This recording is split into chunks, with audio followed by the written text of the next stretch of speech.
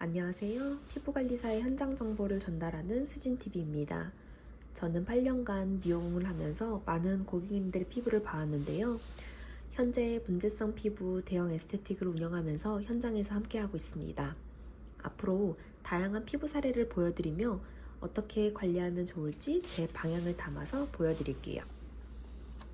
우선 한 고객님의 사례를 먼저 보여드릴 건데, 항상 실전에 들어가기 전에 고객님 상담을 진행하면서 가장 중요한 건 고객님이 작성해준 고객 차트입니다. 이때 고객님의 생활 습관과 유전적 요인 등을 파악을 먼저 해서 이 현재 피부가 어떤 원인에 의해서 이렇게 변했는지 확인하는 시간을 꼭 가져야 됩니다. 우선 기본 정보를 보면은 이 고객님의 연령대는 20대 여성이었고요. 그리고 일반 사무직이고 평소에 크게 피부에 영향을 줄 수 있는 배경 정보는 없었습니다. 하지만 고객님이 보여주신 차트에서 중요했던 부분은 유전적인 요인으로 트러블을 좀 함께 동반하고 있었다는 부분입니다. 고객님이 가장 고민해 하시는 부분은 이제 계속 재발하는 트러블과 푸석한 피부결이었는데요. 저희는 상담을 진행할 때 가장 중요하게 생각하는 부분은 고객님이 결국에 어떤 걸 고민하셨냐 하는 고민에 대한 부분입니다. 트러블은 그렇게 크게 신경이 쓰이지 않는데 현재 모공이라든지 어떻게 피부 처짐이 더 중요하게 생각을 하시는 고객님들도 계세요. 그런 고객님한테 트러블에 대한 이야기만 하게 되면 초반의 상담 단계에서부터 저희의 이야기에 흥미를 잃게 됩니다. 그래서 저희가 작성하고 있는 고객 설문지에서는 가장 첫 번째로 작성해 주셔야 되는 게 고객님의 고민 부분이에요. 고객님이 사용하는 용어를 위주로 진행을 하고 있어요. 예를 들어서 고객님은 저는 트러블이 고민이에요 라고 작성을 해주셨는데, 저희가 계속 좁쌀, 여드름 이라고 이야기를 하게 되면은 이 고객님이 생각하는 트러블과 내가 생각하는 좁쌀 여드름의 간극이 발생을 해요. 그래서 고객님이 생각하시는 트러블이 어떤 부분인지 고객님한테 여쭤봅니다. 지금 볼 양쪽에 보여지고 있는 요 좁쌀 여드름이 가장 고민이신 거죠? 라고 여쭤보고 네 맞아요 라고 하신다면은 고객님이 말씀하시는 트러블은 곧 볼에 있는 좁쌀 여드름이기 때문에 모든 단어는 볼에 있는 트러블이라고 변경을 해서 상담을 진행을 합니다. 중요한 건 절대 고객님이 고민해 하시는 부분을 내가 잊지 않는 것. 그리고 저희는 피부 진단기기를 이용을 해서 피부 타입을 먼저 판독을 하는데요. 대부분의 고객님들이 본인의 피부가 기름이 진다, 오후만 되면 화장이 들뜬다 라고 지성 피부라고 생각하는 경향이 많아요.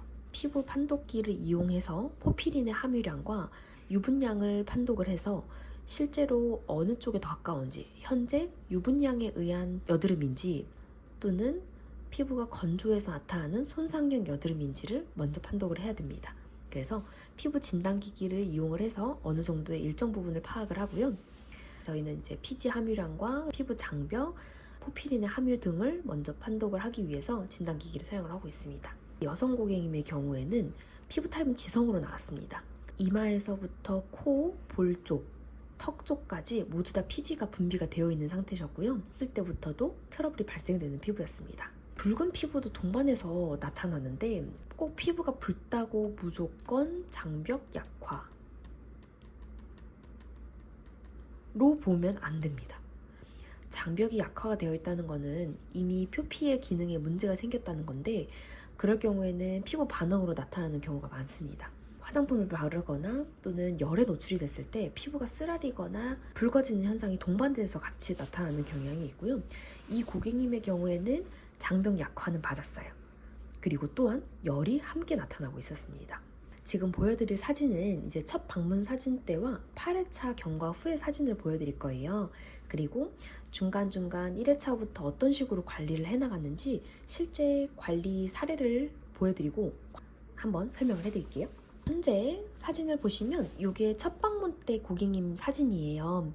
이제 이마 같은 경우에는 약간의 쓰라림과 화장품을 발랐을 때의 간지러움도 같이 동반되는 경우가 있어서 진단을 했던 거는 장벽 약화의 부분이었어요. 이마 같은 경우에는 지금 붉게 나타나는 경향이 같이 동반되어 있어서 우선은 장벽을 잡고 그 다음에 이런 트러블들을 바라보기 시작했습니다. 관자놀이에 있는 좁쌀들이 좀 빼내기가 쉽지가 않은데요. 이 좁쌀들을 먼저 없애는 과정 전에 이제 장벽을 강화를 시키고 큰 여드름들만 먼저 제거를 해주셨습니다. 턱 부분이에요. 턱은 확실히 피부가 좀 하얗죠. 근데 문제는 이제 재생 속도도 좀 많이 느린 편이고, 만약에 과하게 압출이 들어갔을 경우에 재생 속도도 훨씬 더 느려지기 때문에 압을 가할 때도 이마나 다른 얼굴보다는 훨씬 더 약한 힘으로 진행이 되어야 됩니다. 저희 1차 목표는 우선 턱 부분에 있는 이 트러블들을 우선 제거해주고요. 그리고 영상에서는 잘 담길지 모르겠는데 여기 턱 하관 부분에는 모두 다 좁쌀이었어요. 여기 부분도 모두 다 좁쌀로 나타나요. 그래서 좁쌀을 모두 다 빼내는 과정들을 함께 진행을 했고요. 이 화농성 부분은 우선 공기가 통할 수 있게끔 저희가 패치는 붙이지 말라고 말씀을 드렸고, 우선 아직은 염증 반응이 있는 부위들 같은 경우에는 우선 염증을 낮출 수 있는 관리가 함께 진행이 됐습니다. 저희 스스로가 준비하고 있는 목표와 계획이 있어요. 우선 방향성을 먼저 보시면은 이제 장벽이 약화되어 있는 거를 장벽 완화부터 진행을 하고요.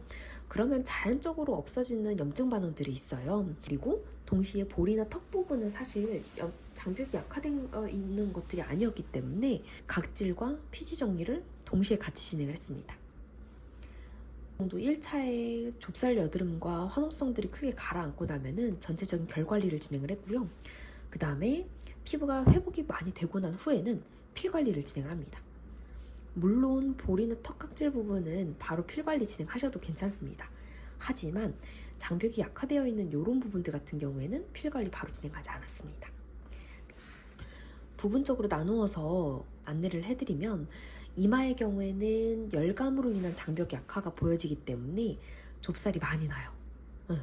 그리고 되게 딱딱하고요. 좁쌀 하나하나의 알갱이가 굉장히 큽니다. 장벽 약화가 진행이 되는 피부의 경우에는 제대로 배출할 수 있는 힘이 부족하기 때문에 좁쌀이 많이 분비가 돼요. 근데 이 좁쌀들의 특징이 매우 딱딱합니다. 그래서 건성형에도 좁쌀이 매우 딱딱해지기 시작하면 장벽이 약화되었다고 보셔야 되고요. 지성 피부의 경우에는 장벽 약화와 피지 분비량 과다로 인해서 쉽게 좁쌀이 딱딱해지는 경향이 있어요. 그래서 우선은 이마는 장벽부터 개선할 거고요. 볼이나 턱의 경우에는 우선 염증 완화를 목표로 1차를 진행을 했습니다. 그리고 두 번째로 넘어오면, 피부가 약하기 때문에 각질이 쉽게 떨어지지 않는 피부 타입이 되어 있어요. 이게 어떤 뜻이냐면, 모든 지성 피부가 다 여드름이 있는 게 아니에요. 피부가 튼튼해서 각질이 스스로 떨어질 수 있는 힘이 있다면 여드름은 발생되지 않고 매끈한 피부 타입을 유지할 수 있을 정도로 각질이 쉽게 탈락을 하고 새로운 각질이 올라옵니다. 그래서 이렇게 피부가 약한 타입이라고 하는 거는 각질을 쉽게 떨어뜨릴 수 없는 튼튼하지 않은 피부를 말하고요. 이 상태에 있기 때문에 매일매일 부드럽게 각질 연화는 동반이 같이 해줘야 돼요. 그래서 저희는 이렇게 튼튼하지 않은 피부 타입의 경우에는 고객님 일주일에 한 번 또는 한 달에 한 번씩 하는 강한 각질 제거는 무조건 피해 주셔야 된다라고 얘기를 합니다. 트러블들은 같이 날 수는 있지만 결이 전체적으로 조금 좋아졌다, 염증이 가라앉았다 하고 나서는 필 관리가 진행이 됩니다. 자기 힘으로, 자기 스스로 재생할 수 있는 힘을 동반해주기 위해서 홈케어를 가장 중요하게 생각을 하고 있어요. 그래서 충분히 안내해드리고 시트 마스크도 함께 선물로 해드리고 있습니다. 일주일에서 2주 내로 방문을 해달라고 말씀을 드리고 있어서 그때는 재생관리, 염증관리로 진행을 합니다. 필관리 후에는 안쪽에서부터 아직 자리 잡고 빠져나오지 못한 친구들이 올라올 수 있기 때문에 이 경우에는 염증 완화까지 같이 진행을 해드리고 있습니다. 이제는 트러블이 전체적으로 완화가 됐어요. 이 뜻은 뭐냐면, 여드름 한두 개씩은 지성 피부에서 나타날 수 있어요. 하지만 자잘하게 계속 감당이 안 되는 트러블들이 더 이상 나지 않는다는 뜻이고요. 만약에 크게 새로 발생하는 트러블이 없을 때에는 이제 각질 관리를 꾸준히 진행을 해줍니다. 그리고 이런 피부는 사실 좁쌀이 쉽게 날 수 있는 피부이기 때문에 각질 관리를 좀 집에서 잘 해주셔야 되고요. 절대로 강한 스크럽이라든지 닦아 쓰는 닥토 이런 것들도 피해달라고 미리 말씀을 드려요. 그 다음에 수분 관리와 좁쌀 관리는 한 달에 한 번씩 진행을 하면서 결 관리를 진행을 하게 됩니다. 전체적인 관리 목표와 계획에 대해서 안내를 해드렸는데, 아마 요거를 제가 브리핑 해드림으로써도 굉장히 큰 도움을 많이 받으셨을 거예요. 지금부터 도움을 더 드리기 위해서 전후를 좀 보여드릴게요. 우선은 이제 초반에 트러블들, 좁쌀들이 계속 같이 났던 것들. 이 좁쌀은 한 번 뺐다고 해서 없어지지 않았었어요. 왜냐면 이미 가지고 있는 피지 분비량도 있었고 이마의 경우에는 피부가 좀 약한 편이었어가지고 좁쌀이 계속 나는 상태였었거든요. 3회차 때까지도 좁쌀 압출은 계속 진행을 했습니다. 그리고 3주부터가 이제 피부가 좀 회복이 된다, 트러블이 이제 잡힌다, 이런 느낌을 좀 받았는데요. 우선은 요 좁쌀들만 압출해 나가는데 압출 시간만 저희가 70분 정도가 걸렸어요. 압출 쉽지 않았고요. 그 다음에 시간도 꽤나 오래 걸렸기 때문에 아마 1시간 안에 케어를 진행하시는 원장님들한테는 조금 더 시간 안배가 필요하고 이런 식으로 하는구나 라고 하셨을 때 방향성이 잡힌다면 관리 시간을 좀 조율하실 수 있는 원장님들은 이런 타입의 고객님들이 오셨을 때 관리 시간 조율해서 진행하시면 충분히 성과 보실 수 있으실 거예요.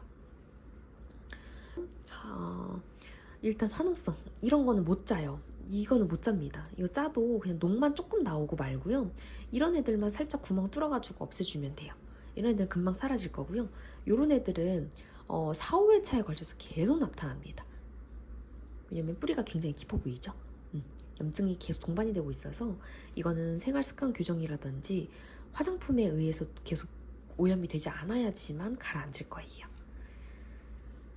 우선은 이렇게 좁쌀들 보여진 것들, 이마 부분에 있는 좁쌀들도 모두 다 압출을 했었고 보통 70분에서 90분 정도 압출 시간만 배정을 해야 됩니다. 그리고 이제 후사진인데요. 이제 후사진을 보면은 결 굉장히 매끈해졌죠. 지금 보시면 요런 애들은 사막이고요. 계속 3, 4회차까지도 오르락 내리락 하던 염증들은 지금 모두 다 그 자리가 많이 메꿔졌습니다. 저희가 8회차 이후부터는 이제 흉터 관리가 들어가서 요런 관리들 같은 경우에는 이제 비타민 관리, 그 다음에 흉터 관리, 플라즈마 관리로 같이 동반이 되고 있습니다. 아직까지는 요런 애들 한두 회씩 나아요. 8회차까지는. 근데 지성 피부는 모공들 중에서 쉽게 오염이 되면 모낭염도 잘 나고요. 밤늦게 주무시면은 하나씩 트러블도 올라오고요. 항상 트러블에 좀 노출되어 있는 피부는 맞습니다. 이마 쪽도 매우 깨끗해진 거 확인하실 수 있죠. 보시면 이렇게 붉은 여드름 자국들, PIH 같은 경우에도 지금 거의 다 완화가 됐습니다. 또 하나의 특징이 이 빨간 피부가 굉장히 붉으시거든요. 근데 그게 색깔이 좀 돌아온 게 보이시죠? 그리고 턱 쪽을 보면은 우선 이렇게 염증성 다발로 올라오던 부위들도 이제 더 이상 나지 않고요. 이제 요거는 염증이 좀 깊어가지고 좀 남아있는 것 같아요. 근데 다른 부위들은 아마 스스로 재생하면서 없어졌고요.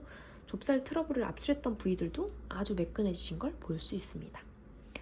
그리고 이제 볼 쪽 같은 경우에도 이런 염증들 PIH가 중간에 비타민 관리라든지 흉터 관리들, 여드름 자국 관리 진행하면서 많이 없어진 상태입니다. 그리고 턱에 엄청 나던 좁쌀들 사진에 잘 담기시나요? 이 좁쌀들도 이제 좀 매끈해져서 양이 많이 줄어들었어요. 완전히 없어지진 않았고요. 요런 데 보이는 부분들은 아직은 좀 있습니다. 그래서 요런 부분들, 그다음에 결 전체적으로 자국들 없어진 것들 아주 매끈해졌죠. 그래서 전후는 이렇게 차이가 좀 나고요. 그리고 이제 마지막 페이지입니다. 우선은 전체적인 관리 프로세스, 그래서 어떤 관리를 했는지 알려드리면 1회차부터 3회차 때까지는 우선 압출 열심히 합니다. 염증 완화가 가장 중요했고요. 염증 완화와 동시에 장벽을 개선하기 위해서는 우선 장벽 개선할 수 있는 종류의 앰플을 사용을 했고, 그리고 볼이나 턱 같은 경우에는 정말 세부 커팅을 해줘야 됩니다. 볼도 자국이 정말 잘 남고요. 턱 부위는 재생 속도가 훨씬 더 한 3배 이상 느리다고도 하거든요. 그렇기 때문에 세부 커팅을 좀 진행을 했습니다. 그래서 1회부터 3회차 때까지는 특별히 각질 제거를 진행을 하지 않았어요. 우선은 압출하면서 집에서 고객님께서 홈케어로 각질 관리를 할 수 있는 방법을 좀 알려드렸고요. 저희의 경우에는 이제 좀 각질 정리를 할 수 있는 거를 에클라두의 파 토너도 너무 좋아요. 그래서 홈케어로 사용하시기 때문에 꼭 한번 고객님들께 안내를 해드렸으면 좋겠습니다. 그래서 집에서는 고관리만 좀 해주시면 되고요. 우선은 고객님들께 안내해드릴 때 여드름 관리는 초반 관리 때 오히려 여드름이 더 나는 경향이 있을 거라고 미리 안내를 해드려요. 4회차 때부터는 저희 미라클 각질 제거 이용해서 진행을 해요. 그래서 1차 연화를 시킨 다음에 각질 제거 진행하고 압출을 하고요. 이때는 어느 정도 장벽이 개선되고 더 이상 제품을 발랐을 때 얼굴이 아프다라는 얘기가 안 하시기 때문에 그때부터는 이렇게 각질 제거도 진행을 합니다. 압출 진행하고요. 역시 이제는 열감 잡아야겠죠. 압출하고 나면 얼굴 열감 잡는 겔을 LDM을 이용을 해서 진행을 합니다. 이때 열감 배출 팩을 진행을 하는데 저희는 모델링 팩 하지 않고요.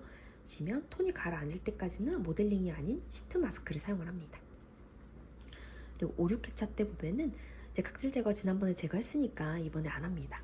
압출 동일하게 하고요. 집에서 고객님은 아직도 파 토너를 사용하고 계신 과정이에요. 그리고 압출하고 세부 커팅 진행하고요. 역시 열감 완화 또는 장벽 성분이 들어가 있는 겔 이용해서 진행을 하고요. 동일하게. 이때까지만 해도 압출 계속 진행해 주셔야 돼요. 그리고 이제 7회차 드디어 스피큘 필링이 들어갑니다. 저희는 필링 종류만 저희가 6가지를 두고 있는데 이날은 원데이 필링을 진행을 했어요. 그 다음에 이제 림프 순환 관리를 진행을 해서 전체적으로 쌓인 노폐물 배출을 위한 이제 순환 관리 진행하고요. 역시나 열감 배출 팩으로 마무리를 합니다. 그 다음이 8회차인데요. 이제는 재생관리라고 하는 이름으로 붙여서 고객님께 안내를 해드리고 각질 제거나 압출, 염증 완화 앰플 이때부터는 염증 완화 앰플을 같이 본격적으로 이브라고 하는 일론의 이브를 이용을 해서 진행을 해요. 그래서 피부도 튼튼하기 때문에 버틸 수 있습니다. 그리고 나서는 이제 똑같이 열감 배출을 할 수 있는 팩을 좀 진행을 하고요. 이때 팩들은 다 냉장고에 보관해서 사용하지 않아요. 주의해 주셔야 됩니다. 너무 차가운 게 오히려 올라오게 되면은 이 피부가 자극을 하기라고 인식을 해서 오히려 열감이 집에 돌아가시고 더 올라온 경우가 있어서 이 크라이오 관리라든지 손질 같은 것들은 하지 않습니다. 피부 스스로 열이 빠질 수 있게끔 도와주어도 충분하고요. 오히려 샤워를 하거나 또는 장판을 틀고 주무신다든지 이런 생활 습관이 더 중요합니다. 여기까지 이렇게 관리 프로세스에 대해서 설명을 좀 드렸는데요. 그래서 저희 선생님들께 많은 도움이 되셨으면 좋겠고요. 이제 앞으로 더 좋은 정보들 많이 기대해 주시고요. 채널이 아직 많이 작기 때문에 오늘 본 영상이 지나가게 되면 쉽게 찾기 어려우실 수 있어요. 그래서 구독과 좋아요 눌러주시고요. 구독해 주시면 저희 채널을 금방 찾으실 수 있고 또 좋아요를 눌러놓게 되면 네, 우리 고객님이 이런 타입이었는데 하면서 이제 그 고객님 케이스별로 좋아요가 눌러진 영상만 따로 모아서 보실 수 있거든요. 그래서 구독과 좋아요 부탁드리겠습니다. 감사합니다.